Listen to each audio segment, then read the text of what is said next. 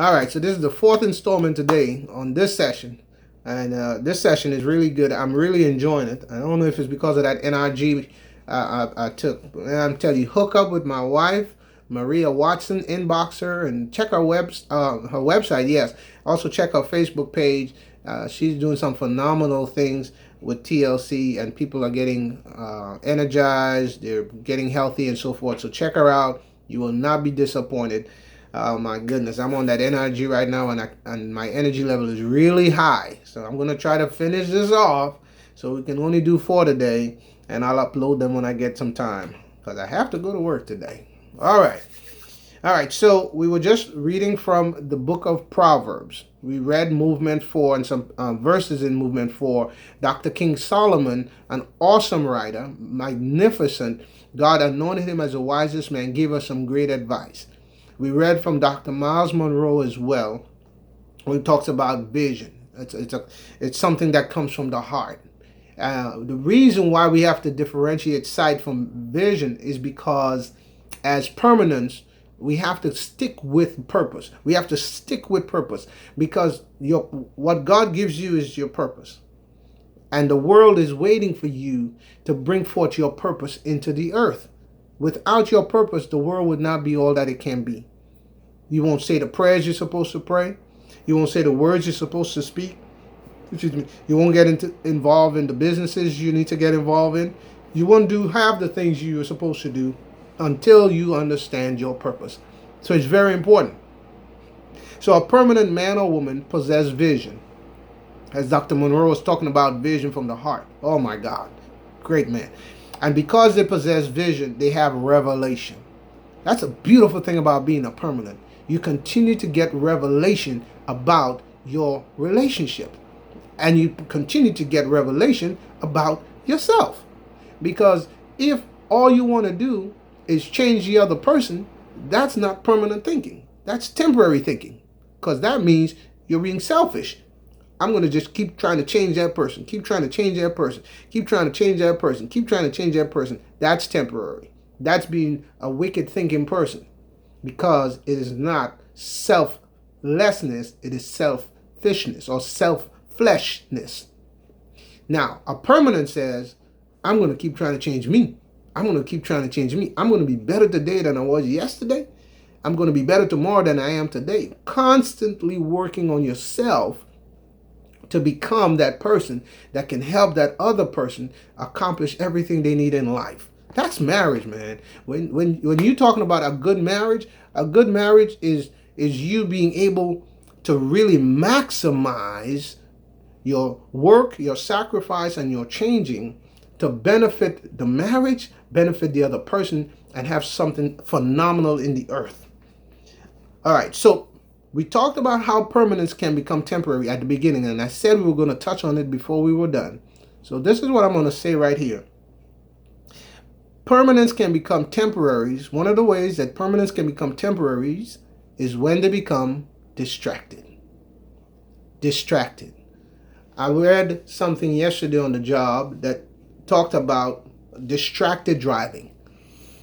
Coming home 2 nights ago, the billboard said, in the state of Georgia, and we're in September, today is September the 22nd, so this is on the 20th. The day before, it said 997 people died on the roads in Georgia. And the next day it was 1,004. And 112 of those were motorcycle drivers. And they keep putting these signs, don't text and drive. Don't look at your phone. Don't touch it. Don't worry about it. But most people still do it anyway. But now listen to this. The sign on the job said, what does a cell phone do? It causes distractions. Mental distractions, physical distractions, and visual distractions. I saw that and I said, wow. A good marriage that is affected could very well be affected by distracted driving. So we have mental, physical, and visual distractions in the car and in life. Imagine, if you will, you have a car. You got a car. You have somebody driving with you, and Every week you get into an accident, either with you driving or with that person driving. And so you said, you know what? I'm either gonna, well, you can do a couple of things: stop driving altogether, or stop the other person from driving, or just go get some lessons on how to drive, and take the other person with you, and both of you learn how to drive. Or you're just gonna keep having wrecks, and you change that person, got another person in the car. Guess what? You're still having wrecks. And you change that person, get another person. Guess what? You haven't wrecked, they haven't wrecked. What does that tell you? That tells you that both of you need help. That's how people view marriage, right? Or at least they say they're not going to get married because marriage is like the car. It keeps getting wrecked. Well, cars don't wreck themselves. Marriages are not designed to wreck themselves. Marriages are designed to take two people, a man and a woman, all the way into God's purpose for their lives. But in order for the marriage to work, both of you need to get some teaching. You need to get some understanding, and you need to apply what you have learned in order to become a permanent thinking person. It is only temporaries or temporary thinking people that get into wrecks. At the end of the Agape Legacy, the third book I wrote, I quote three couples that lived a very long time together, and they were married for over 60 years, all three of them, and they all died within hours of each other, some minutes and some hours. Three different couples, 60-something years married. They became one so much that when one died, the other died. Now, you say that marriage is terrible, I don't want to get married. There's nothing wrong with marriage. It is the drivers. There's nothing wrong with your car. It's the drivers. It's either you or the other person that's driving that keeps getting into wrecks. The cars don't wreck themselves. Marriages don't wreck your life by itself. It's if you are a permanent person, you will learn how to take care of the vehicle, take care of the marriage. So what should you do? Like I've been saying, become a permanent thinker, and then speak to your purpose, speak to your destination, and stay focused on it. Don't turn to the right or to the left. Stay on it. Allow God to bring another permanent person into your life that sticks on the purpose. You both have the clear destination, like I talk about in my book.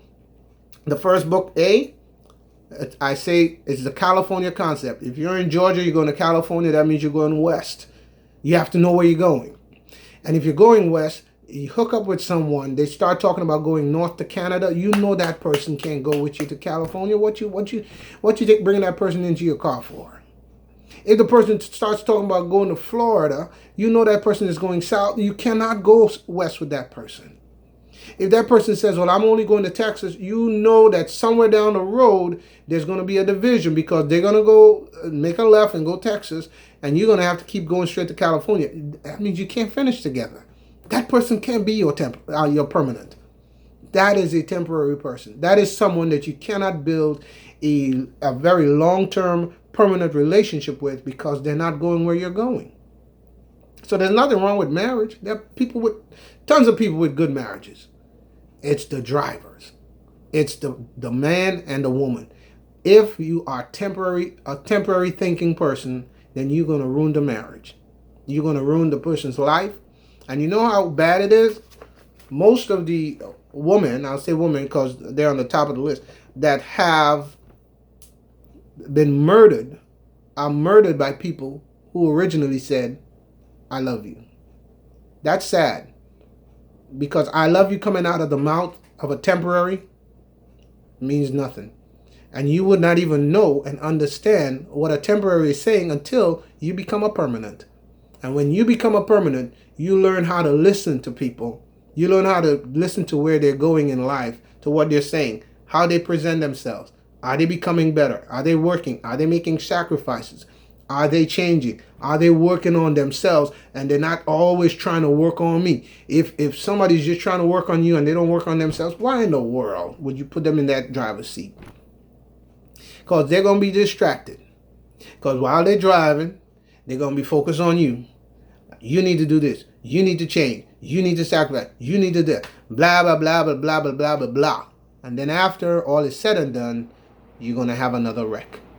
So I encourage you today. I don't want to go any further because I'm already at 10 minutes. So I encourage you today, please, please, please, please, please, change into a permanent thinking person. Change into a permanent. Discover your purpose. Look at your heart. Look at what you're taking in. You can't look at everything. You can't be with everybody. Take some time to be by yourself. Discover your purpose. Discover your destination in life. And ask God to send you a Boaz or a Ruth that will be able to take you all the way to your destination. Marriage works. And with that note, I say God bless you. Thank you for tuning in. And I plan to be here next week, God willing. I look forward to posting some more videos. God bless you. Talk to you soon. Bye-bye.